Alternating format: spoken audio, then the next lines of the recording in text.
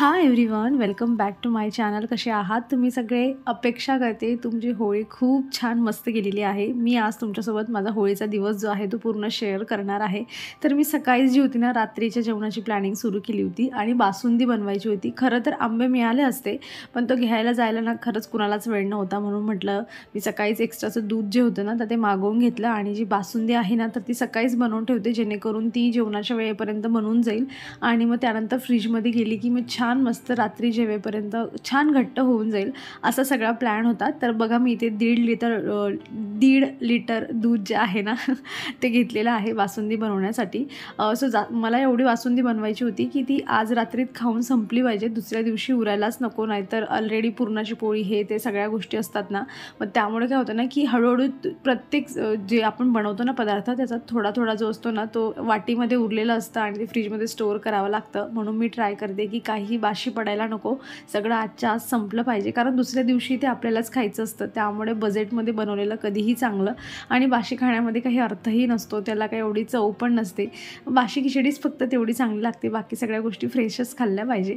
तर बघा इथे मी दूध जे आहे ते आधी गाळून घेते, कारण बऱ्याच वेळा आपण म्हणतो आपण गाळत नाही, आपण डायरेक्ट टाकतो. कारण आम्ही तर दूधच्या डेअरीवरून दूध आणत असतो, पण मी बऱ्याच वेळा बघितलं आहे त्यांची जरी ते देताना गाळणीतून गाळून देतात ना भरताना, पण तरीही घरी आल्यावर जर तुम्ही गाळलं ना तर त्यातून बारीक बारीक काही ना काही निघत असतं. त्यामुळे मी सवय करून घेतली, एक प्लास्टिकची अगदी बारीक अशी गाळणी असते तशी घेते मी आणि त्याच्याने दूध गाळून घेते. आता इथे कढईमध्ये मस्त जे आहे मोठ्या पसरत कढईमध्ये ठेवलं आहे, जेणेकरून लवकर जे आहे त्याच्यातून वाफ बाहेर पडेल आणि बासुंदी माझी लवकर बनेल.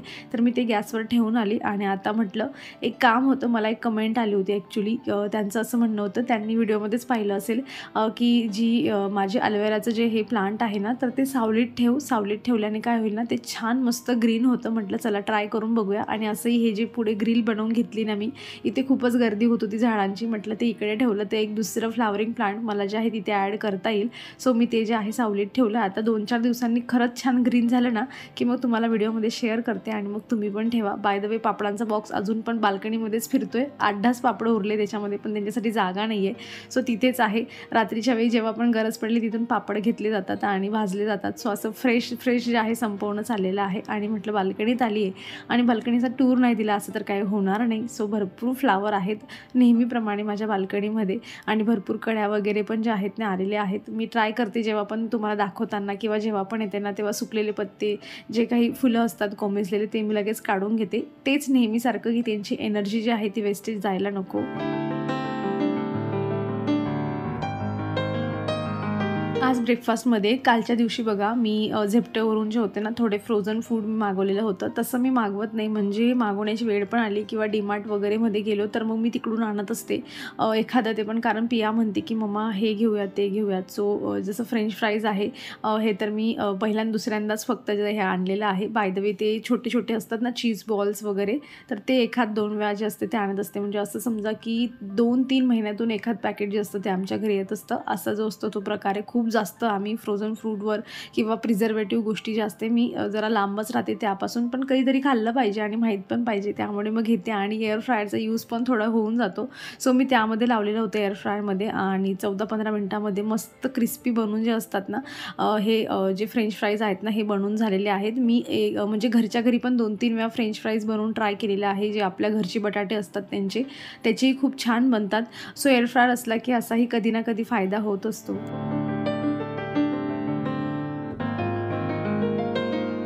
जेव्हा पण काहीतरी स्वीट वगैरे बनवायचं असतं ना तसं आम्ही तुम्ही व्हिडिओमध्ये नोटीस केलं असेल की आम्ही जास्त घरी असं शिरा किंवा असं काही मी जास्त स्वीट बनवतच नाही, कारण मला जास्त गोड नाही आवडत नाही आणि म्हणजे घरच्यांना पण एवढं काही जास्त गोड आवडत नाही. त्यामुळे जे आहे ना हे जे आता तुम्हाला मी याला ड्रायफ्रूट कटर आपण म्हणू शकतो, तर त्याच्यामध्ये ड्रायफ्रूट टाकायचे आणि अशा पद्धतीने मस्त स्लाईसमध्ये खूप छान बाहेर निघतात.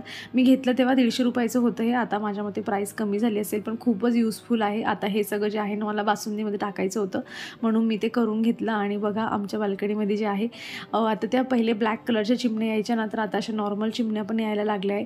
सो मला असं वाटते की ते घरटं बनवण्याचा त्यांचा प्लॅन चालला आहे कुठेतरी. तर दोरी वगैरे बांधलेली असते ना आपली कपड्यांची, तिथून पण ते जे आहेत ना दोरी काढण्याचा प्रयत्न करतात. सो म्हटलं चला त्यांच्यासाठी सोपं काम करून घेऊया. आणि मी कॉटन जो असतो ना घरामधला कापूस आपण ज्याला म्हणतो, तर तो जो आहे ना तर तो मी तिथे वर लावते, जेणेकरून ते आल्यात की त्यांना इझिली तो कॉटन तिथून मिळाला पाहिजे आणि त्यांचं घर घर जे आहे मस्त बांधलं गेलं पाहिजे. तसं आवडेल मला माझ्याच बाल्कनीत त्यांनी कुठेतरी कोपऱ्यामध्ये घर बांधलं तर. पण कदाचित ते अशा ठिकाणी बांधतात जिथे कबूतर वगैरे त्यांचं घरटं वगैरे तोडायला नको असं मला वाटतं. किंवा कावडे वगैरे पण जे असतात ते चिमण्यांचं घरटं जे आहे त्यामधून अंडी वगैरे जे असतात ते नेतात. आय थिंक असं काहीतरी आहे. म्हणून ते त्यांच्या याच्याने जे असतात ते घरटे बनवतात. पण आवडेल मला. हे बघा, हे कोपऱ्यातलं जे हँग केलं आहे ना ते मी त्यांच्या चिमण्यांसाठीच ते घरटं बनवलेलं होतं. तिथे होल पण केलेलं आहे की जाऊन त्यांनी दाणे पण किती दिवस टाकून ठेवले होते पण तिथे काही चिमणी आलीच नाही. आणि ते असं शोपीस म्हणून आहे. आणि बाय द वे पियाला बघा, नवीन पिचकारी जी होती काल रात्रीलाच आम्ही गेलो होतो आणि तिने पिचकारी घ्यायलाच सांगितली. म्हणजे तिची जुनी पण होती आणि खरंच तिचं जे लॉजिक होतं त्यामागचं की हो त्याच्याने हात दुखतात. म्हटलं चला आता नवीन घेऊन देऊया, कारण आजही थोडी मोठी झाली की मग काही पिचकारी खेळणार नाही, मग रंगांसोबतच होळी खेळायची तिला.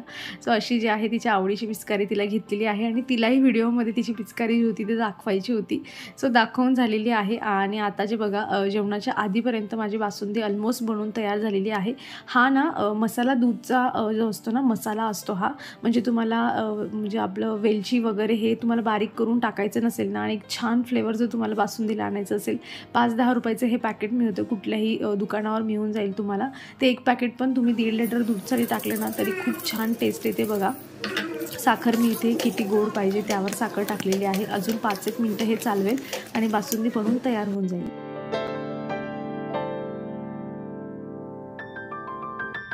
आज जेवणामध्ये काहीतरी शॉर्टकट बनवायचं होतं आणि माझ्या मम्मीने ना म्हणजे जे गहू तांदूळचे पापड असतात ना त्याचं पीठ थोडं मला पाठवलेलं होतं आणि त्याच्यामध्ये तिने म्हणजे जे पण त्यामध्ये टाकतात ना जसं की काय म्हणतात त्याला बडीशोप आणि त्याचं सगळं पावडर असतं ना, असं चरचरीत पावडर केलेलं असतं ते पण दिलेलं आहे. परत त्याला एकाला काय म्हणतात सोडा, खाता सोडा नाही, फुलखार ज्याला म्हणतात तो फुलखार पण दिलेला आहे आणि ओवा वगैरे त्याच्यासाठी जे काही लागतं ते सगळं दिलेलं आहे. सो मी आधी बघा पाणी जे होतं ना ते उकळत ठेवलेलं आहे आणि आम्ही जेवणामध्ये हे बनवतोय कारण मला शॉर्टकट पाहिजे होतं म्हणून मी हे बनवते. आणि म्हटलं कारण आता 6-7 दिवस झाले माझ्या भावाने हे पीठ आणलेलं आहे पण त्याचा मुहूर्त काही लागतच नव्हता बनवायचा. ब्रेकफास्ट वगैरे दुसरंच काही ना काही केलं जातं. सो ब्रेकफास्टमध्ये पण हा ऑप्शन खूप चांगला आहे. सो गहू आणि तांदूळ काहीतरी ओलं करून असतं ते, मला आता एक्झॅक्टली प्रोसेस माहीत नाही या पिठाची काय ते, पण ते पीठ जे आहे ते दिलेलं आहे आणि म्हटलं चला त्यातलं थोडं जे आहे ते आता संपवूया. सो म्हणजे 1 वाटी जर हे पीठ असलं ना तर ते एवढं फुलून एवढं मोठं होऊन जातं ना की म्हणजे एका वाटीसाठी जवळजवळ 2.5 ते 3 ग्लास पाणी लागतं. आणि त्यावर तुम्ही बनवल्यानंतर तुम्ही बघा आणि मग तुमचं डिसिजन घ्या तुम्ही की हे खरंच खाण्यायोग्य आहे की नाही, की कसं वाटतं म्हणून.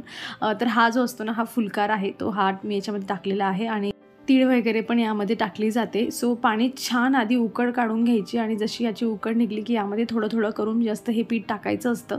असं जेव्हा पापड बनवतात ना तेव्हा खूप मोठ्या क्वांटिटीमध्ये मोठ्या पातेल्यामध्ये बनवलं जातं आणि याला मिक्स करणं ना सगळ्यात मोठं टास्क असतं. म्हणजे ज्याला जमतं ना, ज्याच्या हातांमध्ये चांगला जोर असला तोच मनुष्य हे सगळं करू शकतं. आणि माझी मम्मी एवढा जोर लावून हे पीठ म्हणजे घेरणं त्याला म्हणतात मिक्स करण्याला, आणि हे सगळं पापड वगैरे बनवून माझ्यापर्यंत पोहोचवत असते. तर आता हे पीठ जवळजवळ बनलेलं आहे. त्यानंतर कमी गॅसवर त्याला थोडं शिजू पण द्यावं लागतं.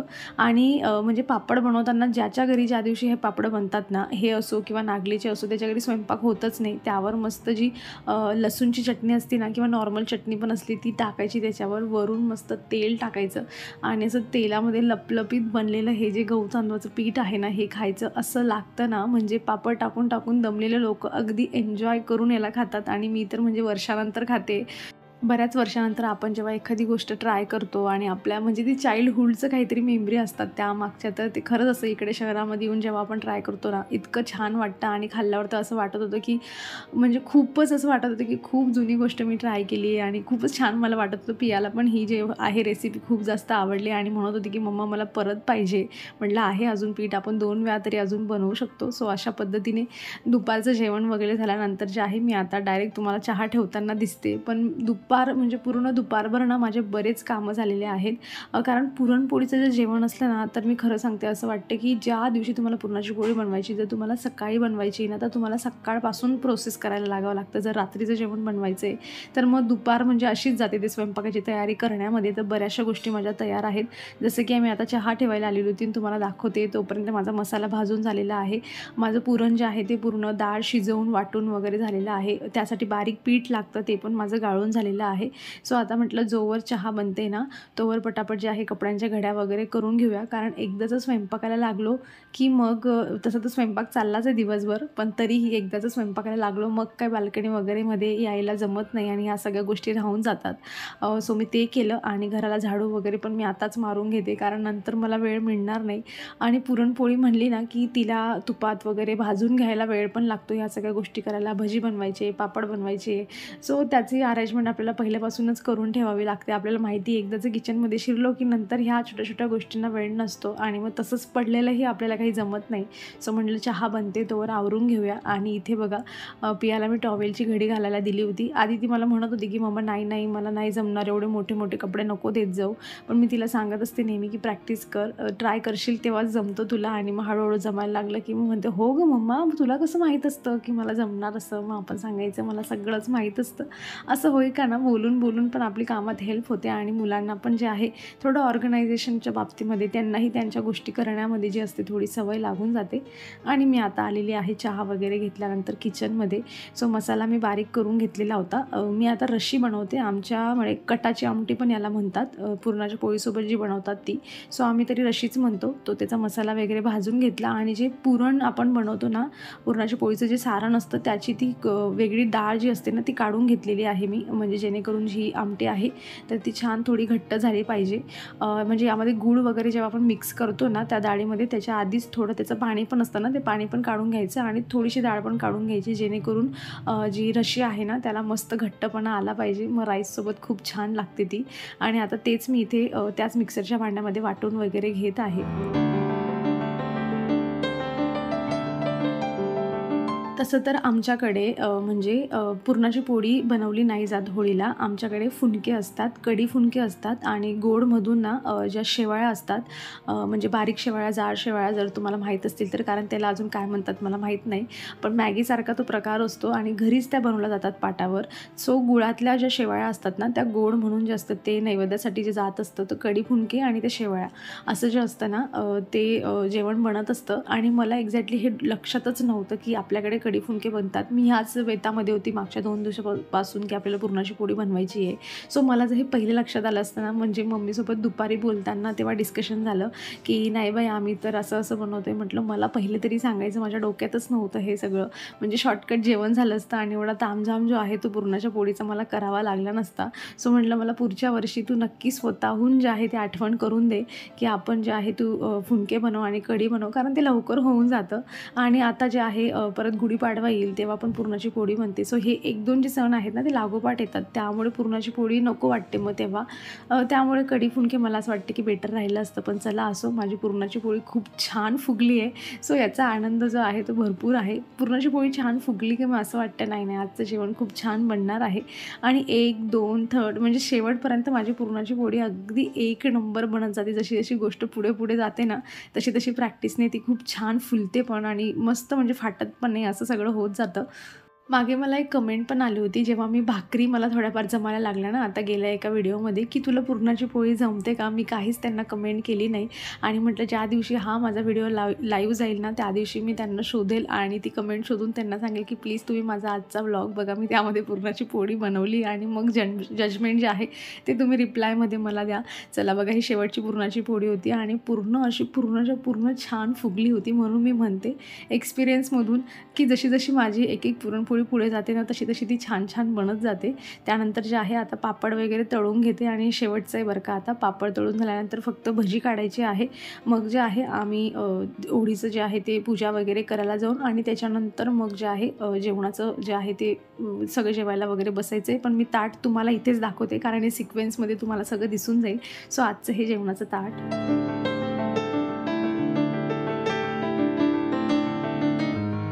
ऑलरेडी दिवसभर इतके कामं असतात, पुरणाच्या पोळीची कितीतरी भांडे निघतात आणि हे सगळं करून साडी घाला म्हणजे बाप रे बाप, काय सांगू.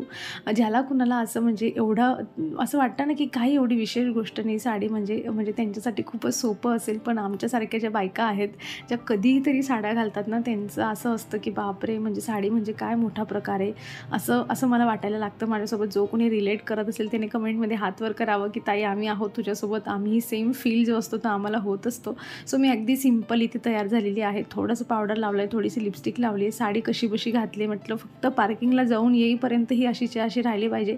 घरात घुसता सुटली तरी चालते ही, कारण त्या इतक्या पिना लावलेल्या काढायला पण वेळ नसतो. कारण असं होतं ना की पूजा करून आलो की चला पटपट जे आहे सगळं गरम गरम आहे जेवायला बसा, अशातली गोष्ट असते ती. चला असं आम्ही इथे जे आहे ना होळीच्या पूजेसाठी इथे आलेलो आहोत. खरं तर जेव्हा स्टार्ट झाली ना मी तेव्हा मुद्दामूनच आले नाही, कारण सगळेच लोक असतात. मग मला तुमच्यासोबत जे आहे हे छोटा मोठा व्हिडिओ शेअर करता आला नसता, म्हणून मी जरा स्वतःहूनच उशिरा आले की एकटीच असली की तुमच्यापर्यंत छान क्लिप पोहोचवता येईल. चला आता पूजा वगैरे झालेली आहे. पिया इथे दुसऱ्या दिवशी मस्त रंगपंचमी जी आहे ती एन्जॉय करते. इथला काही जास्त व्हिडिओ मी शूट केलेला नाही आहे. 1-2 पियाच्या क्लिप्स आहेत त्या तुम्ही एन्जॉय करा. आणि चला मग आता हा होळीचा व्हिडिओ मी इथे संपवते. अपेक्षा करते तुम्हाला आवडला असेल. कसा वाटला मला कमेंटमधून नक्की सांगा. आवडला असेल तर लाईक करा. चॅनलवर नवीन असाल तर प्लीज चॅनलला सबस्क्राईब करा. आपण भेटूयात मग पुढच्या अशाच इंटरेस्टिंग व्हिडिओमध्ये. तोवर तुम्ही स्वतःची काळजी घ्या. So take care friends and bye.